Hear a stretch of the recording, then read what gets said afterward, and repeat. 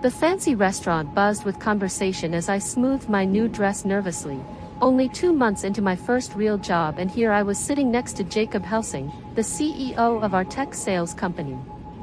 My boss Samuel had rented this 5-star place to impress him, and honestly, it was working. Crystal glasses clinked around our table while waiters glided past with expensive-looking plates. "Dorothy Miller," Jacob said warmly, extending his hand. The fresh graduate who landed the $1.2 million TechWise deal in her first month.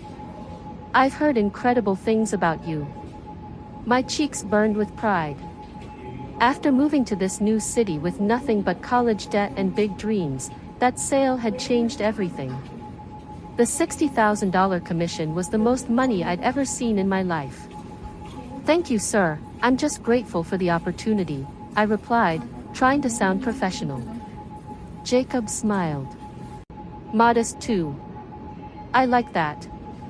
Tell me, did the bonus help with settling into the city? Maybe getting a better apartment?"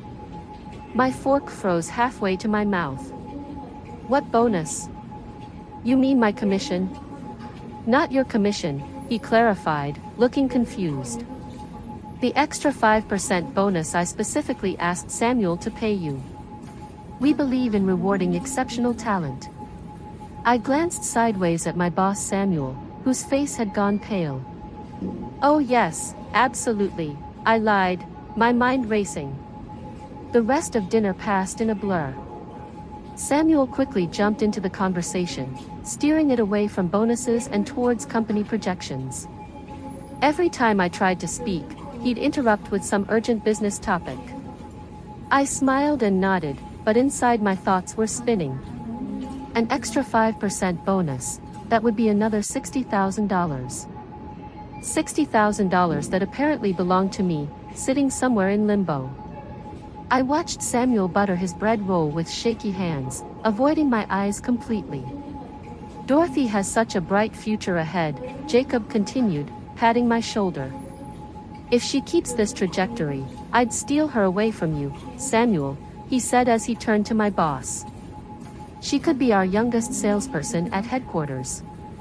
"Absolutely," Samuel agreed quickly. "She's very promising." As the evening wound down, Jacob stood to leave. "Keep up the excellent work, Dorothy. I expect big things from you." He shook my hand firmly, then turned to Samuel. "Make sure she has everything she needs to succeed." "Of course, sir." "Always," my boss Samuel replied.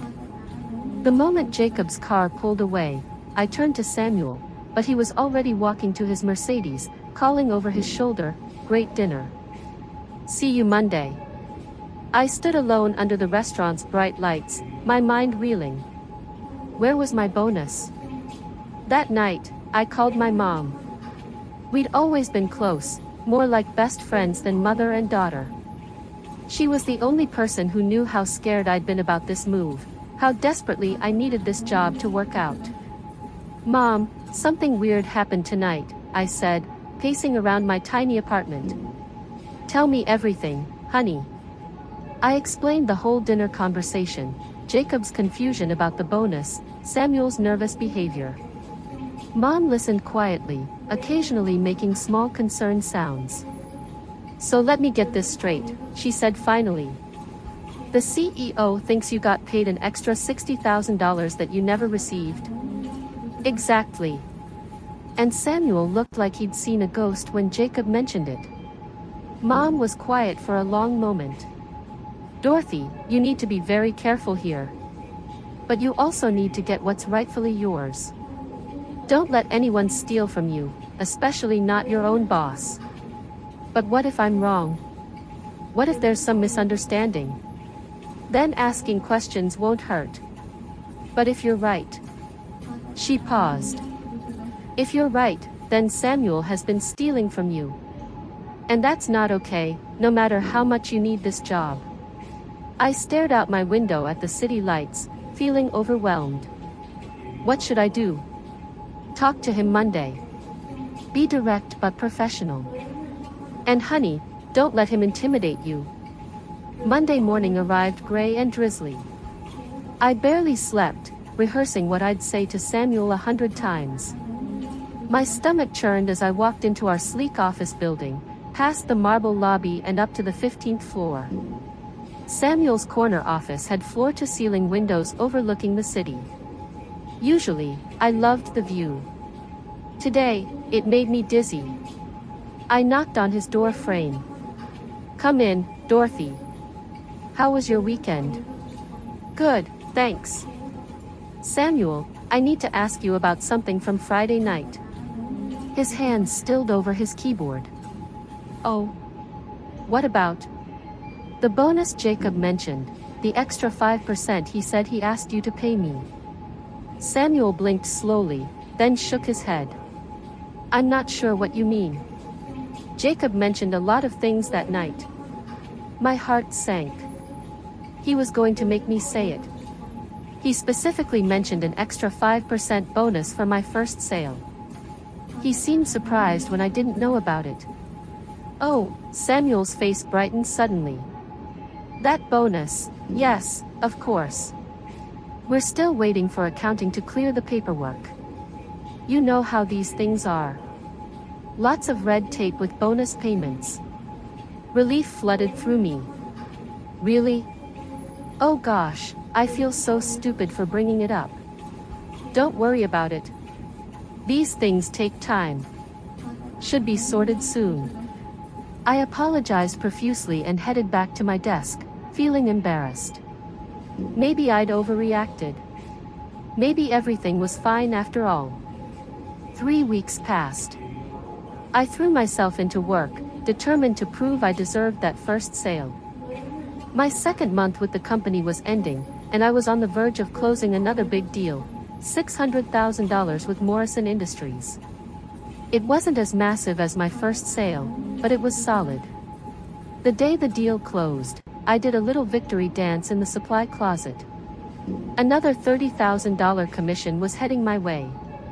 Combined with my salary, I was finally starting to feel financially stable for the first time in my adult life. When my commission payment hit my account that Friday, I checked my bank balance obsessively. The $30,000 was there, crisp and beautiful. But as I stared at the deposit, a familiar knot formed in my stomach. If accounting had cleared this month's commission so quickly, why was last month's bonus still tied up in red tape? It had been nearly a month since my conversation with Samuel. How long could paperwork possibly take? I tried to push the doubt away, but it gnawed at me all weekend. My mom noticed my mood when we talked on Sunday. "You sound worried, honey." "It's probably nothing, just the bonus still hasn't come through a month later." "That seems odd." "I know, but I don't want to be that employee who's constantly asking about money." "Dorothy," Mom's voice turned serious, "there's a difference between being pushy and protecting yourself. Trust your instincts." Monday morning I decided to be proactive. Instead of bothering Samuel again, I'd go straight to the source. I sent a polite email to Maria in accounting asking about the status of my bonus payment. Her response came within an hour. "Hi Dorothy, according to my records the $60,000 bonus payment was processed and sent to your department head on November 15th for final distribution. You should check with Samuel about the next steps. Let me know if you need anything else." I read the email 3 times, my hands trembling slightly. Processed and sent to Samuel over 2 weeks ago. This time I didn't rehearse. I printed the email and marched straight to Samuel's office, my heart pounding so hard I could hear it in my ears. "Samuel, I need to talk to you about my bonus." He looked up from his computer, irritation flashing across his face. "Dorothy, we discussed this. It's still being processed. Actually, we need to discuss it again." I placed the printed email on his desk. "According to accounting, the money was sent to you 2 weeks ago." Samuel's face went through several color changes as he read. Then he looked up at me with an expression I'd never seen before, cold and angry. "Are you calling me a liar, Dorothy? I'm asking where my money is." You know what, you're being incredibly greedy right now. The word greedy hit me like a slap. Excuse me? Samuel stood up, his voice rising. Do you know how many people would kill to be in your position? A 24-year-old with zero experience pulling in commissions that some senior reps never see, and you're here demanding more money like you're entitled to it? I stood frozen, shocked by his sudden aggression. This wasn't the supportive boss who'd celebrated my first sale just 2 months ago. I could fire you right now, you know that, he continued. One phone call to HR and all of this goes away. Your salary, your commission structure, your precious career. Gone. My throat felt tight. Samuel, I'm just asking about money that the CEO said belongs to me. The CEO says a lot of things. That doesn't mean you get to march into my office making demands. Tears stung my eyes, but I refused to let them fall. Not here, not in front of him. I'm not making demands. I'm asking a question. Well, you've asked and I've answered. The money will come when it comes. Stop being so impatient. I nodded quickly, mumbled an apology, and fled to the bathroom. Once safely locked in a stall, I let the tears come. My hands shook as I texted my mom. Call me tonight. Something's really wrong. The rest of the day passed in a haze. I couldn't focus on my work, couldn't stop replaying Samuel's words, the way he'd looked at me like I was an ungrateful child instead of an employee asking about earned compensation. That evening my mom called while I was stress-eating takeout on my couch. Tell me exactly what happened, she said without preamble. I recounted the entire confrontation, including Samuel's threat to fire me. Mom listened in silence until I finished. Dorothy, listen to me very carefully. What he did today, that was intimidation. He's trying to scare you into backing down. Maybe he's right though. Maybe I am being greedy. Honey, no. Asking for money you've earned isn't greedy. It's basic fairness. And threatening to fire you for asking questions? That's not normal boss behavior. I pulled my knees to my chest. But what if he does fire me? I just moved here. I have rent, student loans. I know you're scared. But here's what we're going to do. You're going to be smart about this. Don't confront him directly again, he's already shown he'll get aggressive. Instead, document everything. And maybe reach out to accounting again. What do you mean? Ask Maria for more specific information. When exactly was the money sent to Samuel? What form did it take? The more details you have, the better protected you are. I felt a spark of determination. You're right. I can't just roll over and accept this. That's my girl. But Dorothy, be careful. If he's stealing from you, he's dangerous. The next morning I crafted a careful email to Maria. Hi, thank you for your help yesterday. I'm still waiting to receive the bonus payment. Could you provide more details about when and how it was sent to Samuel? I want to make sure I follow up appropriately. Thanks. Maria's response was thorough and damning. Of course. The $60,000 was transferred to Samuel's discretionary account on November 15 at 2:47 p.m. It was categorized as Employee Bonus D. Miller. Samuel just needs to complete the final authorization to transfer it to your account. This usually takes 24 to 48 hours max. Hope this helps. I stared at my computer screen, my coffee growing cold. 24 to 48 hours maximum. It had been 16 days. There was no misunderstanding. No accounting delays. No red tape. Samuel had received my money over 2 weeks ago and simply kept it. I forwarded the email to my personal account, then saved screenshots of everything. My hands were steady now, my fear transforming into cold clarity. This wasn't a mistake or a delay. This was theft. The rest of the morning crawled by. I went through the motions of my work, answering emails and making follow-up calls, but my mind was elsewhere. During lunch I called my mom from my car. "He has my money," I said without preamble. "You're sure?" "Completely sure. He's had it for over 2 weeks." Mom was quiet for a long moment, then, "It's time to get it back." That afternoon I gathered my courage and knocked on Samuel's door one more time. I needed to give him a chance to make this right, for my own conscience, if nothing else. "Samuel, accounting confirmed that my bonus was sent to you on November 15th. That was over 2 weeks ago. I'd like to know when I can expect to receive it." His jaw tightened. "Dorothy. I told you, you told me it was still being processed. But it was processed 2 weeks ago. It's sitting in your account right now." Samuel's face went red. "You're out of line. Completely out of line. I'm asking about my own money." "Your money?" He laughed harshly. "You think this is your money? You work for me. Everything goes through me. And right now, I'm deciding that you're too much trouble to deal with." My stomach dropped. "What does that mean?" "It means you're fired. Clean out your desk and get out." The words hit me like ice water. "You can't fire me for asking about money I've earned. I can fire you for any reason I want. Insubordination, poor attitude, take your pick." He was already reaching for his phone.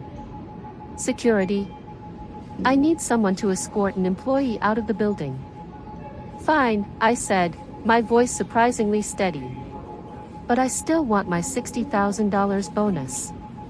Samuel smirked. "You'll get it at the end of the month with your final paycheck. Now get out of my office." Packing my desk felt surreal. 2 months of work, my nameplate, a small plant, some photos, fit into a single cardboard box. My coworkers watched nervously as security escorted me to the elevator. I kept my head high, refusing to give Samuel the satisfaction of seeing me break down. In the parking garage I sat in my car and called my mom. "He fired me," I said, and then the tears finally came. "Oh honey, I'm so sorry. He said I'll get the money at the end of the month." "But Mom, this is only the beginning of December. That's almost a month away. What if he's lying? What if he never pays me? We'll figure it out. Come home for a few days. Clear your head." "I can't. I have rent due next week, and now I don't have a job. I can't afford to leave town. Then we fight this. Properly. But first you need to breathe." I spent the evening on my couch, laptop open, frantically applying to every sales job I could find. But the responses were immediate and brutal. Looking for candidates with 3+ years experience. Seeking proven track record of consistent sales. Minimum $50 million in career sales required. My 2 successful deals suddenly seemed pathetic compared to what the market demanded. Samuel had been right about one thing: I was lucky to have had that job, and now I'd thrown it away over money. By midnight I'd sent out 47 applications and received 19 rejections. Days blurred together. I lived on instant noodles and spent every waking hour job hunting. The few interviews I managed to get went nowhere. Companies wanted experience I didn't have, track records I couldn't provide. After a particularly brutal rejection, "You seem bright, but we need someone who can hit the ground running," I called my mom in tears. "Maybe I should go back and apologize," I said. "Beg Samuel to give me my job back." "Absolutely not. Mom, I'm almost out of money. My rent is due in a week, and I have maybe $200 in my account. Dorothy, listen to me. If you go back now, you'll never get that bonus. He'll have complete power over you. You'll be trapped, working for someone who steals from you. But I need a job. And you'll find one. But not by crawling back to a thief." That night I saw a news article that changed everything. Jacob Helsing would be speaking at a local business seminar the following week, Innovation in B2B Sales, Adapting to the Digital Age. My heart raced. This was my chance to reach him directly, to tell him what really happened. But the tickets were expensive. $10,000 for front row seating, which included a meet and greet with the speakers. $10,000, nearly all of my remaining savings. If this didn't work, I'd be completely broke. I stared at the registration page for an hour before clicking purchase. The day of the seminar, I put on my best suit and practiced my speech in the mirror. I had to look professional, confident, not like someone who'd been fired and was desperate. I had one shot to tell Jacob the truth. The venue was a gleaming conference center downtown. I checked in and received my front row seat assignment, my hands sweating as I clutched the program. Jacob's talk was scheduled for 2 p.m., with the meet and greet immediately after. I was reviewing my notes when someone tapped my shoulder. Dorothy? Dorothy Miller? I turned around and my blood ran cold. Samuel stood behind me, his face a mixture of shock and panic. "What are you doing here?" he asked. "Attending a seminar." "What are you doing here?" "I'm representing the company." Jacob asked me to come. His eyes darted to my front row seat. "Look, Dorothy, I'm glad I ran into you. I have good news." My stomach nodded. "What kind of good news?" "Your bonus came through. You don't have to wait until the end of the month. You can come to the office tomorrow and pick up the check." The timing was too convenient. "That's great," I said. "Actually, you know what? Let me buy your ticket from you. I have a colleague who desperately wanted to attend, and these front row seats are impossible to get." "Thanks, but I'm planning to stay." Samuel's smile faltered. "I'll give you $15,000 for your ticket. Cash."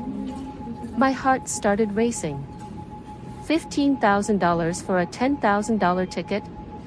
Why would you pay more than face value? "Because my colleague really wants to be here, and money's no object," Samuel said quickly. "Look, $20,000. Final offer. Combined with your $60,000 bonus, that's $80,000. You could really use that money right now, couldn't you?" The desperation in his voice was unmistakable. He knew exactly why I was here, and he was terrified. "Samuel, why are you so eager for me to leave?" "I'm not eager for anything. I'm just trying to help you out." "By overpaying for my ticket? By giving me a great deal?" His voice was getting louder, attracting stares from other attendees. "Dorothy, be smart here. Take the money and go." I stood up, meeting his eyes. "I'm not here for money, Samuel. I'm here for the truth." His face went pale. "What truth? What are you talking about?" "The truth about where my bonus really went. The truth about why you fired me when I asked questions. The truth about what kind of boss you really are." "You're making a mistake," he hissed. "A big mistake. Jacob won't believe you over me. I've been with this company for 8 years. You were there for 2 months. Then you should have nothing to worry about." Samuel stared at me for a long moment, then turned and walked away quickly. I watched him disappear into the crowd, my hands shaking slightly. There was no turning back now. The seminar hall filled up around me. I sat in my front row seat, trying to calm my nerves. In 30 minutes, Jacob would take the stage, and shortly after that, I'd learn whether my gamble would pay off. Jacob's presentation was brilliant: insights into digital transformation, customer psychology, the future of B2B sales. Under normal circumstances, I would have been completely absorbed. Instead, I kept glancing around the room, looking for Samuel. I spotted him near the back, talking intently into his phone. Our eyes met briefly, and he quickly looked away. My stomach churned with anxiety. When Jacob finished his presentation to thunderous applause, the moderator announced the Q&A session. We have time for a few questions from the audience. My hand shot up before I could second-guess myself. Yes, the young lady in the front row. Jacob squinted into the stage lights, then his face broke into a warm smile. Dorothy Miller. What a wonderful surprise. He gestured for me to stand. Everyone, this is one of our most promising young sales professionals. Dorothy, what's your question? The microphone felt heavy in my hand. The entire room was looking at me, hundreds of industry professionals, potential employers, colleagues. And somewhere in the back, Samuel was watching, probably praying I'd lose my nerve. Jacob, thank you for your presentation. My question is about ethical leadership and employee development. Excellent topic. Go ahead. I took a deep breath. This was it. What would you do if you discovered that a department head was stealing bonus payments from employees? Specifically, what if an employee had earned a $60,000 bonus that you had personally approved, but that money never reached them? The room went completely silent. Jacob's smile faltered as he processed my words. I could see the moment he understood what I was really asking. That's a very specific question, Dorothy. Yes, sir, it is. Are you saying this actually happened? My voice was steady despite my racing heart. I'm saying that you told me at dinner 6 weeks ago that I should have received an extra 5% bonus for my first sale. When I said I hadn't received it, you seemed surprised. I later confirmed with accounting that the $60,000 was sent to my department head on November 15th. When I asked about it, I was fired. Murmurs rippled through the audience. Jacob stepped closer to the edge of the stage, his expression growing serious. You're telling me this publicly because I had no other way to reach you.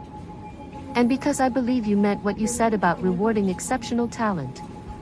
Jacob was quiet for a long moment, looking out at the audience, then back at me. I think we should continue this conversation privately. Would you please wait for me backstage after the session? Yes, sir. As I sat down, I could hear whispered conversations breaking out around the room. I didn't dare turn around to look for Samuel's reaction. The moderator quickly moved to the next question, but the energy in the room had completely shifted. I'd done it. I'd told the truth in front of hundreds of witnesses. Whatever happened next, I'd stood up for myself. The rest of the Q&A session passed in a blur. I sat motionless in my seat, adrenaline coursing through my veins. When the session ended, Jacob caught my eye and nodded toward the side exit. Backstage was a small green room with bottles of water and fruit platters. Jacob arrived a few minutes after me, having been delayed by attendees wanting to speak with him. Dorothy, I need you to tell me everything from the beginning. For the next hour I laid out the entire timeline, the dinner conversation, my attempts to get information from Samuel, the threatening behavior, the firing. I showed him the emails from accounting, the documentation. I'd saved everything. Jacob listened without interruption, his expression growing darker by the minute. And you're absolutely certain about the accounting records? I can put you in touch with Maria directly. She has all the transaction details. Samuel told me you were fired for poaching leads from colleagues. He said you'd become difficult to work with after your initial success. That's not true, sir. I was fired specifically because I asked about the bonus. I have witnesses, Maria in accounting, other colleagues who saw what happened. Jacob rubbed his temples. This is extremely serious, Dorothy. If what you're saying is true, we're talking about embezzlement. I know, that's why I had to find a way to tell you. He stood and began pacing. I want you to know that I take this very seriously. I'm going to launch an immediate investigation. In the meantime, I want you to document everything you've told me in writing and send it to our legal department. Does this mean it means you were right to speak up? And if Samuel did what you're alleging, he's going to face serious consequences. Jacob worked fast. Within 48 hours, I received a call from the company's head of internal audit. They wanted to meet with me immediately to go over my documentation. The meeting took place in a sterile conference room at the company's headquarters. 3 people sat across from me: the internal auditor, someone from HR, and a woman who introduced herself as the chief legal counsel. Miss Miller, we've begun a preliminary investigation into your allegations. We need to ask you some detailed questions. For 2 hours they grilled me on every detail: times, dates, witnesses, documentation. They asked me to sign affidavit, authorize them to contact my witnesses and provide access to all my email records. What happens now? I asked. When we finished, now we investigate thoroughly. The legal counsel said, we take these allegations very seriously. If we find evidence of financial impropriety, we'll take appropriate action. What about my bonus? If our investigation confirms your claims, you'll receive full compensation plus any additional damages we determine appropriate. I left the meeting feeling cautiously optimistic. For the first time in weeks, I felt like someone was actually listening to me. That evening my mom called. How did it go? I think they believe me. They're taking it seriously. I'm so proud of you, honey. It took real courage to speak up like that. I just hope it works out. I'm still unemployed and almost broke. It will work out. I have a good feeling about this. A week later I got a call that changed everything. Miss Miller, this is Rebecca Chen from Internal Audit. Could you come in today? We have some results to share with you. My hands shook as I drove to the headquarters building. This was at the moment I'd find out whether my gamble had paid off. Rebecca met me in the lobby and escorted me to the same conference room as before. This time Jacob was there too, along with the legal team. Dorothy, please sit down. We had significant findings to share with you. Rebecca opened a thick folder. Our investigation uncovered extensive financial irregularities in Samuel's management of departmental funds. Your missing bonus was just the beginning. My heart pounded. What do you mean? Over the past 3 years, Samuel has systematically diverted bonus payments, expense reimbursements, and discretionary funds into personal accounts. We estimate the total theft at approximately $400,000. Jacob leaned forward. Dorothy, I owe you a profound apology. Not only should you have received your bonus, but your willingness to speak up exposed a much larger problem. What happens to Samuel? Criminal charges have been filed: fraud, embezzlement, falsifying payroll records. He was arrested this morning. The room spun slightly. Arrested. Corporate theft on this scale is a felony. He's looking at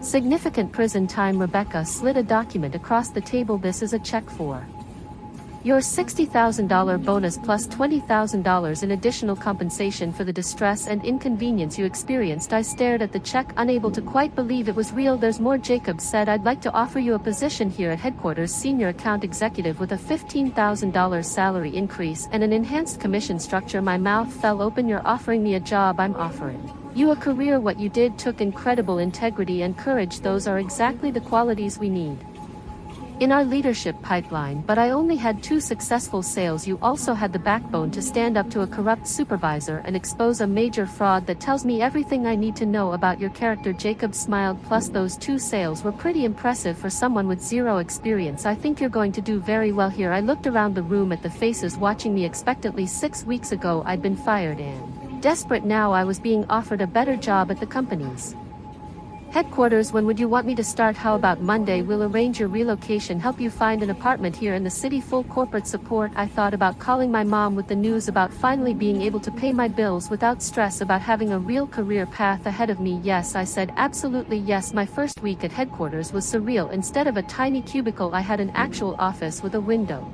Instead of worrying about making rent, I was learning about the company's expansion plans and discussing my role in them. The story of my confrontation with Samuel had spread through the company like wildfire. People knew who I was, knew what I'd done. Some looked at me with respect, others with curiosity. A few veteran employees came by my office to share their own stories of suspecting Samuel but never having the courage to speak up. You did what we should have done years ago, one senior rep told me. We all knew something was off, but we were too scared to rock the boat. On Friday, Jacob called me into his office. How are you settling in? It's amazing. Thank you again for this opportunity. I have another opportunity for you next month. We're hosting our annual leadership conference. I'd like you to speak about your experience. My stomach fluttered. What kind of speaking? Your story, standing up for yourself, speaking truth to power, the importance of integrity in business. I think it would be incredibly powerful for our team to hear. I'm not much of a public speaker.